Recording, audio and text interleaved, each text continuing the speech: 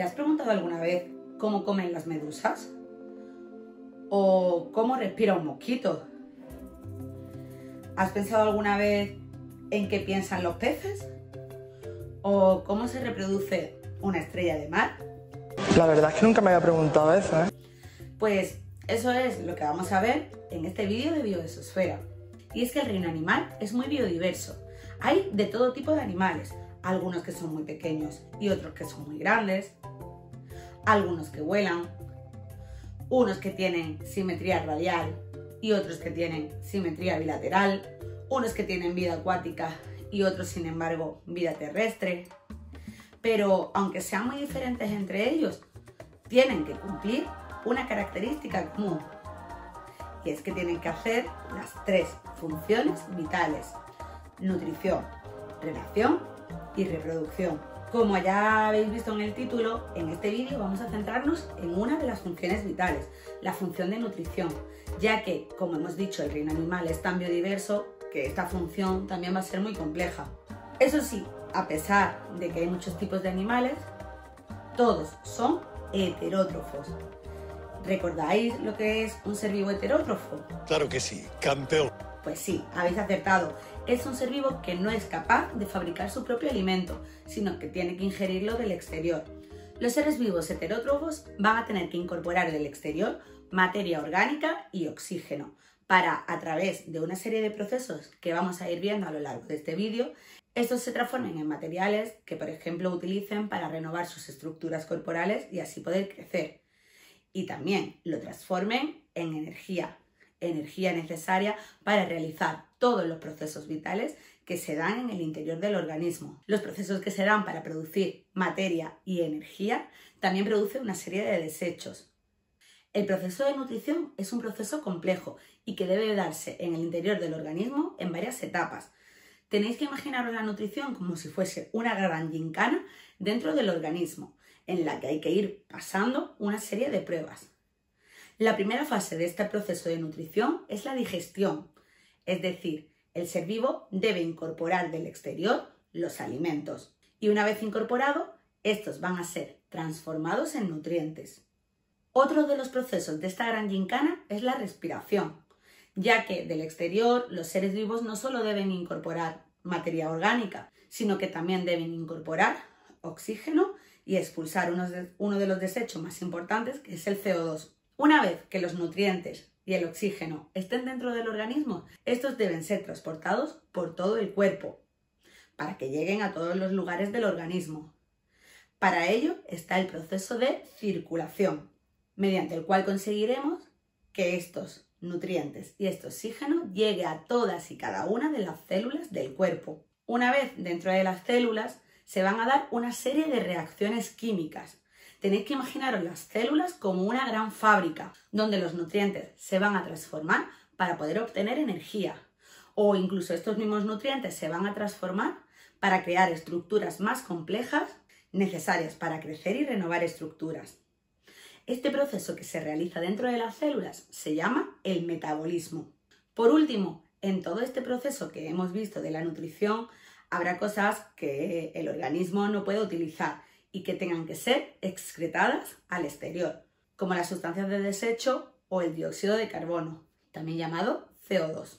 Vamos a empezar por el primer punto de esta gincana, la digestión, es decir, la incorporación de materia orgánica del exterior para su transformación en nutrientes. Este proceso de digestión se va a componer de 4 etapas. La primera de las etapas, la ingestión, que consiste en introducir dentro del organismo los alimentos. La segunda etapa de este proceso será la digestión, que es cuando el alimento se transforma en nutrientes, ya que este alimento es muy grande. Imaginaros que os coméis un trozo de pizza. El trozo de pizza no puede llegar íntegro a todas las células, sino que tendrá que descomponerse y transformarse en nutrientes mucho más sencillos y más pequeños. El siguiente proceso es la absorción. Los nutrientes van a ser absorbidos por el cuerpo del animal y se van a transportar por todo el organismo para que puedan llegar a todas las células. El último punto de este proceso digestivo va a ser la egestión. La egestión es la eliminación de aquellas sustancias que el organismo no ha podido utilizar mediante el proceso de digestión. Y que para que no se queden innecesariamente en el organismo, van a salir al exterior. Ahora ya nos vamos a centrar en los diferentes grupos de animales que hay para ver los diferentes tipos de procesos digestivos que podemos encontrar en el reino animal. ¡Vamos a ello! En los invertebrados poríferos nos vamos a encontrar una digestión intracelular. El agua y los nutrientes entrarán a través de los numerosos poros. Estos nutrientes serán captados por unas células especializadas llamadas coanocitos, encargadas de realizar la digestión dentro de ellas. En los invertebrados de tipo nidario, la digestión es mixta, ya que a través de los tentáculos capturan el alimento y mediante una boca lo introducen dentro de una cavidad gástrica, como si fuese una especie de gran estómago. Dentro de este el alimento se empezará a digerir y será captado por las células de la propia cavidad gástrica para realizar la digestión intracelular. En el resto de invertebrados, la digestión será de tipo extracelular. Para ello, desarrollarán un tubo digestivo, dividido en una serie de partes, cada una de ellas especializadas para encargarse de las etapas del proceso de digestión que antes vimos: la ingestión, la digestión, la absorción y la egestión. La digestión extracelular, aparte de los invertebrados, también está presente en los vertebrados. Estos poseen un aparato digestivo completo, formado por el tubo digestivo y las glándulas anejas. El tubo digestivo comienza en la boca y termina en el ano. La boca tritura el alimento y lo mezcla con la saliva. Este alimento ya mezclado pasa por la faringe y el esófago, donde llega hasta el estómago. En este se almacena y comienza el proceso de digestión del alimento. En el intestino delgado y en el intestino grueso, los alimentos se terminan de transformar, es decir, se termina la digestión y se absorben para pasar a la circulación y transportarse por todo el cuerpo. Al final del intestino grueso llegarán aquellos nutrientes que ya no se utilicen para que se produzca la egestión, es decir, la salida al exterior de aquellos nutrientes no absorbidos. Aparte del tubo digestivo, en vertebrados también vamos a tener las glándulas anejas, como el páncreas, el hígado o las glándulas salivares, que segregan una serie de sustancias para ayudar en el proceso de digestión. Dentro de los vertebrados también va a haber una serie de especializaciones. Por ejemplo, en las aves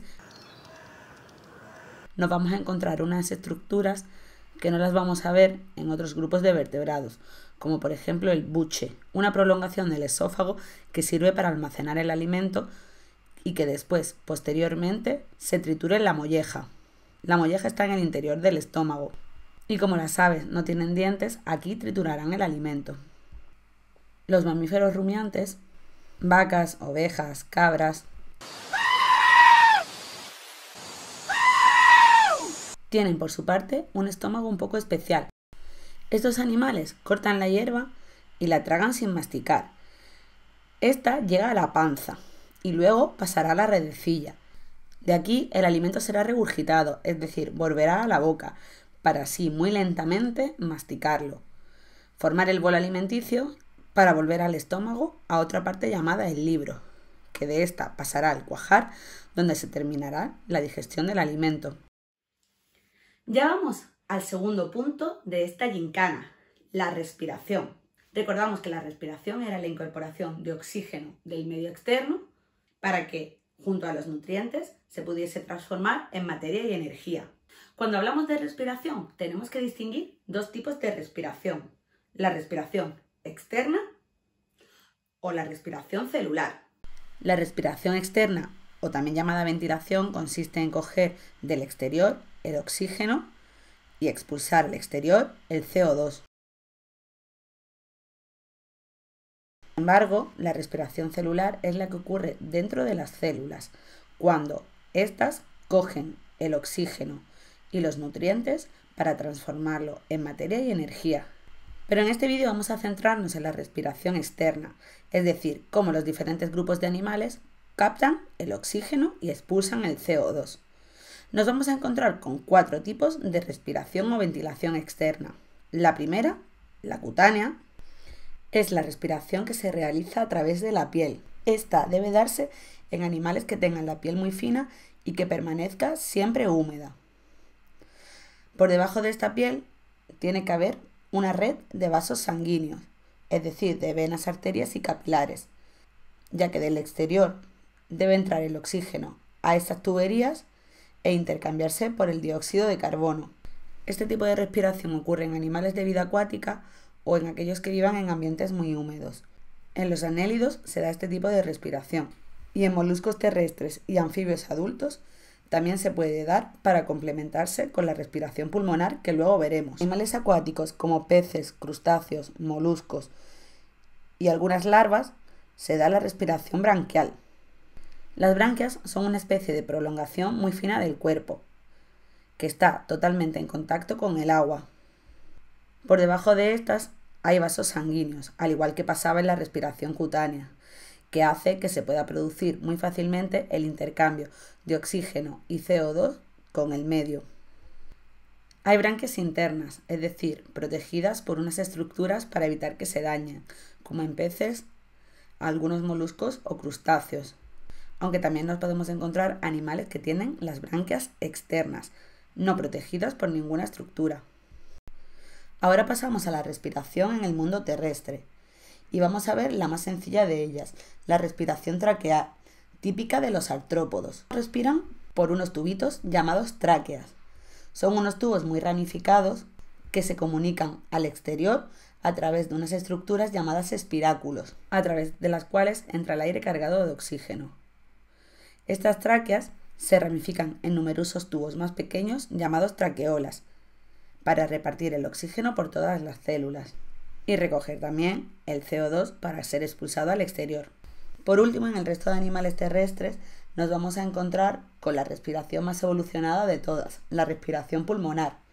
Esta aparece en invertebrados como los caracoles, algunos arácnidos, pero sobre todo aparece en los vertebrados. En este caso, el intercambio de gases se hace dentro de unas estructuras, los pulmones. Unas cavidades con paredes muy finas y rodeadas de un montón de vasos sanguíneos. El aire cargado de oxígeno va a entrar al interior de los pulmones y este oxígeno pasará a los vasos sanguíneos para poder ser repartido por todo el cuerpo. A su vez, estos vasos sanguíneos van a traer sangre cargada de dióxido de carbono que han ido cogiendo a lo largo del camino. Y este CO2 va a pasar a los pulmones para ser expulsado al exterior. Por eso que se llame intercambio de oxígeno. Conforme los animales se hacen más complejos, concretamente en vertebrados, los pulmones también van a ir evolucionando paulatinamente. En el grupo de vertebrados terrestres más primitivos, los anfibios, nos vamos a encontrar unos pulmones muy sencillos, formados por dos sacos huecos. Por ello de que los anfibios necesiten también respiración cutánea para completar su respiración. En reptiles, estos pulmones se van a empezar a tabicar. Esta tabicación va a hacer que aumente la superficie de intercambio de gases dentro del pulmón y hacer así unos pulmones más efectivos. En las aves, los pulmones van a estar conectados a los sacos aéreos, una especie de globos que se llenan de aire, permitiendo aligerar el peso y así poder volar. Por último, los mamíferos son los que tienen los pulmones más desarrollados. Estos están muy replegados.